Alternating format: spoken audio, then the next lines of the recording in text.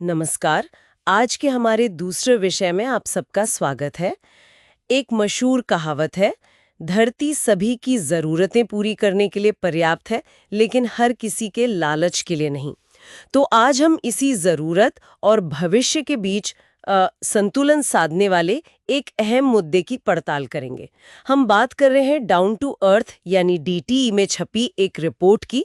ये report OECD मतलब आर्थिक सहयोग और विकास संगठन और एफएओ संयुक्त राष्ट्र के खाद्य और कृषि संगठन ने मिलकर तैयार की है।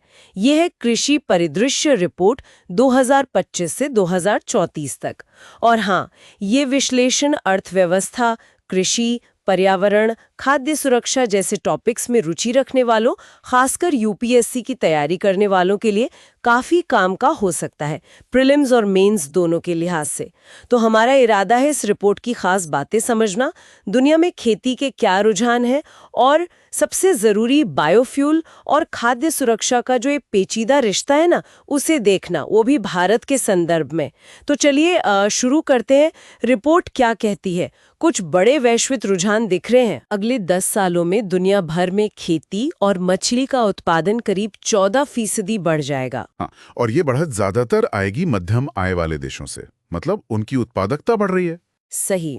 और अनाज का उत्पादन, वो भी सालाना 1.1% बढ़ने का अनुमान है। लेकिन इसमें एक दिलचस्प मोड़ है। अच्छा, क्या? 2034 तक जितना अनाज पैदा होगा, उसका सिर्फ 40% ही लोग सीधे खाएंगे। सिर्फ 40%? तो बाकी का 33% जाएगा पशुओं के चारे में, और बचा हुआ 27% वो जाएगा बायोफ्यूल बनाने और दूसरी इंडस्ट्रीज के कामों में। ओह, मतलब 1/3 से ज्यादा खाना इंसानों तक पहुंचेगा ही नहीं सीधे तौर पर। और खपत कहाँ बढ़ रही है सबसे ज्यादा? रिपोर्ट के हिसाब से भारत और दक्षिण पूर्व एशिया, ये दोनों मिलकर दुनिया में अनाज की बढ़ती खपत का करीब 39% हिस्सा होंगे। अच्छा खासा हिस्सा है ये तो। लेकिन इसका पर्यावरण पर क्या असर होगा? वही तो चिंता की बात है। अनुमान है कि खेती से होने वाला ग्रीन हाउस गैस उत्सर्जन भी अगले दशक में करीब 6% बढ़ेगा। तो मतलब हम ज्यादा उगा तो रहे हैं, पर पर्यावरण की कीमत पर। बिल्कुल, यही वो विरोधाभास है जिसका मैं जिक्र कर रहा था। उत्पादकता बढ़ रही है, पर पर्यावरणीय लागत भी बढ़ रही है, और खपत के पैटर्न भी बदल रहे हैं। जैसे आपने कहा, भारत जैसे देशों में मांग तेजी से बढ़ रही है। और एक और बात, प्रति व्यक्ति कैलोरी की खपत भी दुनिया भर में औसतन 6% बढ़ेगी। 6%? हाँ, और खासकर निम्न मध्यम आय वाले देशों में तो ये उछाल 24% तक का हो सकता है। 24%? ये तो बहुत ज्यादा है। हाँ, लेकिन इसका एक दूसरा अंधेरा पहलू भी है। वो क्या? यही रिपोर्ट बताती है कि कम आय वाले देशों में खाद्य सुरक्षा एक बहुत बड़ी गंभीर चुनौती बनी रहेगी। अच्छा। वहाँ प्रति व्यक्ति कैलोरी की उपलब्धता का अनुमान सिर्फ 143 किलो कैलोरी प्रतिदिन है। सिर्फ 143? जबकि स्वस्थ आहार के लिए कम से कम 300 चाहिए होती हैं। एग्जैक्टली। तो ये फासला बहुत बड़ा है, और ये वाकई चिंता की बात है। ये तो हुई दुनिया की बात। अब आते हैं बायोफ्यूल पर, जिसका आपने जिक्र किया।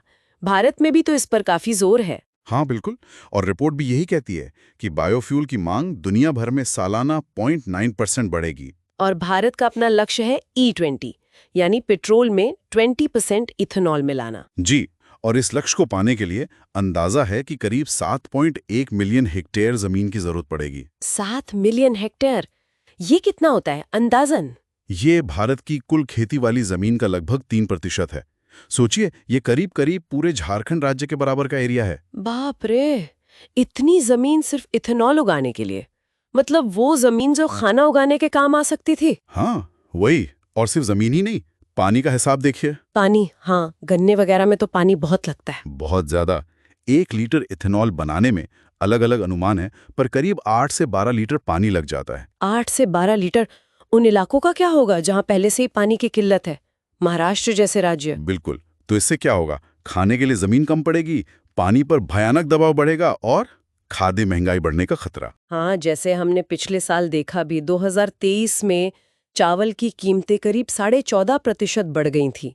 इसका सीधा असर गरीब परिवारों पर पड़ता है। सही कहा। और अगर हम इसे बड़ी तस्वीर में फिट करें, तो ये साफ है कि बायोफ्यूल नीतियां खासकर वो जो पहली पीढ़ी की हैं, मतलब जो सीधे खाने वाली फसलों पर निर्भर हैं, वो खाद्य सुरक्षा के लिए एक सीधा खतरा बन सकती हैं। जमीन के लिए ये जो खींचतान है, पानी जैसे संसाधनों पर दबाव और फिर जंगलों के कटाई का भी खतरा रहता है। तो ये सब मिलकर इसे बहुत पेचीदा बना देते हैं।